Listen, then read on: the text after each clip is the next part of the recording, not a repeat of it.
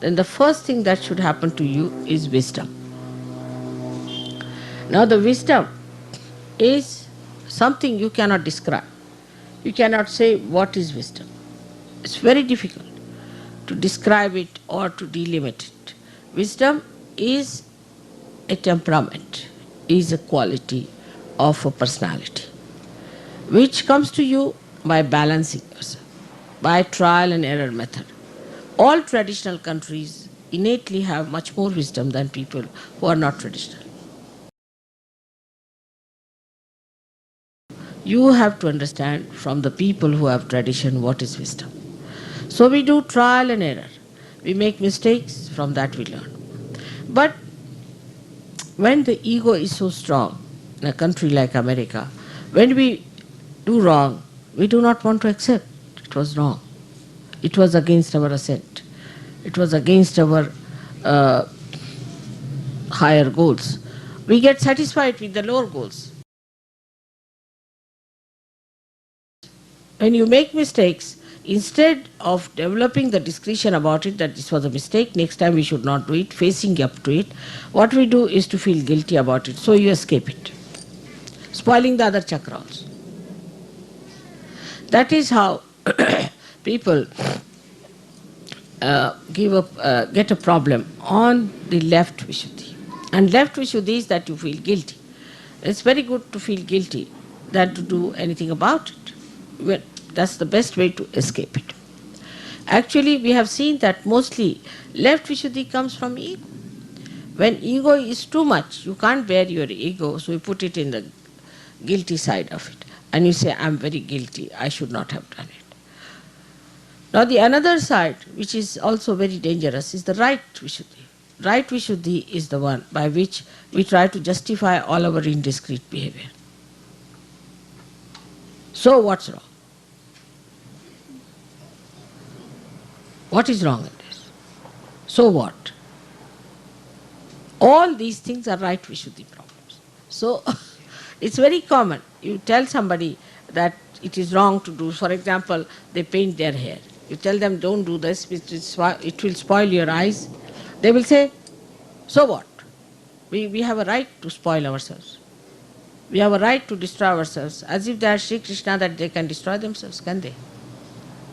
They cannot even create a little ant. Leave alone ant. They can't even create a stone.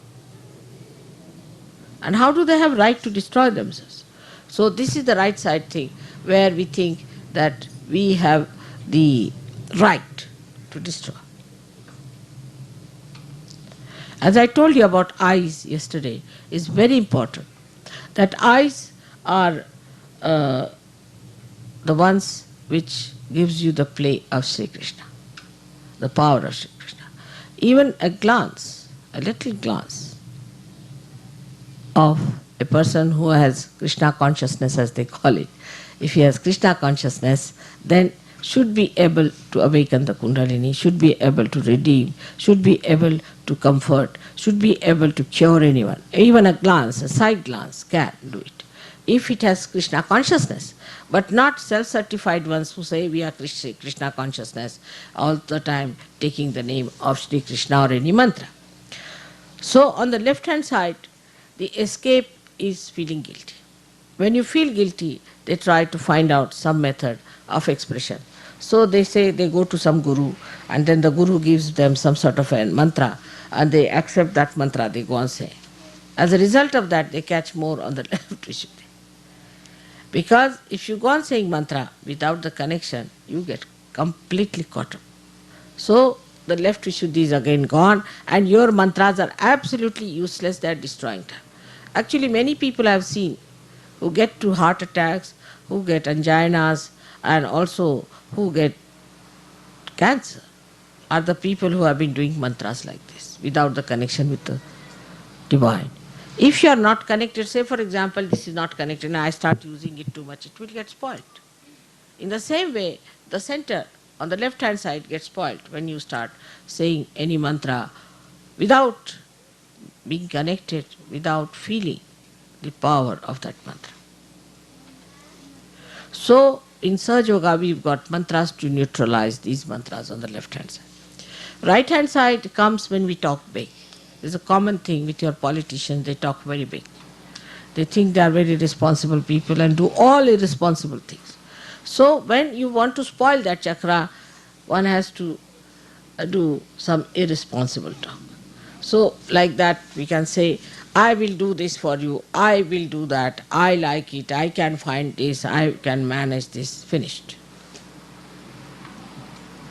When you start saying in the ego form that I have to do this, I will do this, then our ego shows up.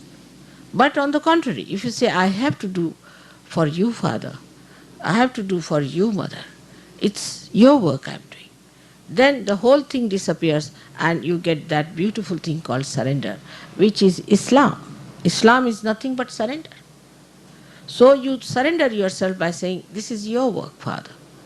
I am working for you. I am your instrument. I am your flute. So you play the melody of God.